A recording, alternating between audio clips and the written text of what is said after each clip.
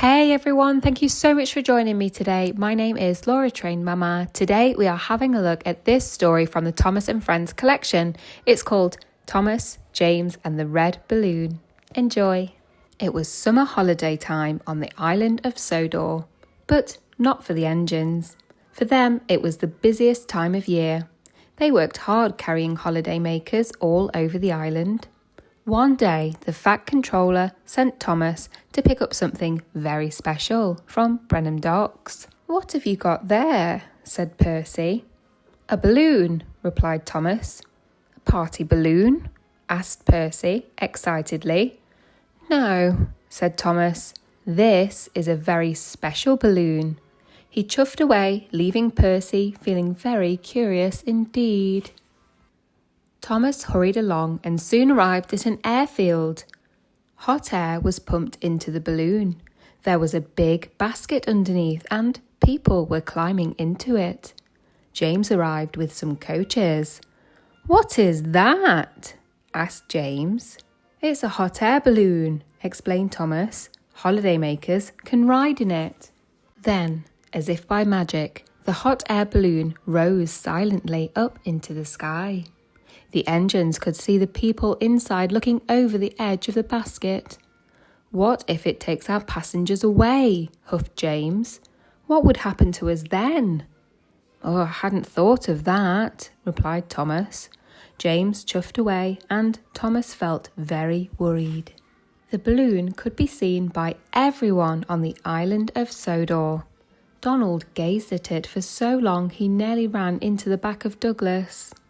"It's a floating basket with people in it," exclaimed Donald. "Whatever will they dream up next?" said Douglas. James and Thomas were waiting at a level crossing for Bertie to cross the line. Thomas was still worrying about the balloon. "It does look nice," said Thomas, "but what if it takes all our passengers?" "Passengers belong on trains," said James crossly, "not in silly balloons."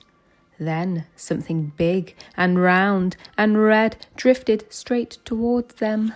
"We're out of hot air!" cried a voice. Then crash, bang, wallop. The balloon landed right on top of James. He was so scared he let out a huge burst of steam. The balloon rose into the air again. "Well done, James," called his driver. "Your hot air did the trick." James and Thomas were not pleased. "Oh no," cried Thomas, "you saved it." The barrier lifted and Thomas puffed crossly away. "I didn't mean to," groaned James. "Now it's bound to take our passengers." When James arrived at the station, the Fat Controller was waiting on the platform. "Well done, James," he said. "The balloon's pilot told me that he was in trouble until you let out your burst of steam." "I wish I hadn't done it," said James sadly. "Now the passengers will ride the balloon instead of the train." The Fat Controller laughed. "These holidaymakers are coming to ride in the balloon. They will need a ride home in a train." James was delighted. He whistled happily and went off to tell Thomas the good news. The Fat Controller was right. The engines were busier than ever.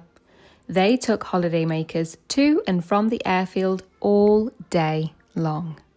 Thomas and Bertie sometimes raced each other to get the passengers to the airfield first. And that evening, as he rested after his busy day, Thomas dreamed that he could fly too, just like the red balloon. And just like that, we're at the end of another fabulous story. That concludes Thomas, James and the Red Balloon. I really hope that you enjoyed listening along with me today, and if you did, please don't forget to thumbs up, like the video, check you're subscribed for future stories, and have a great day.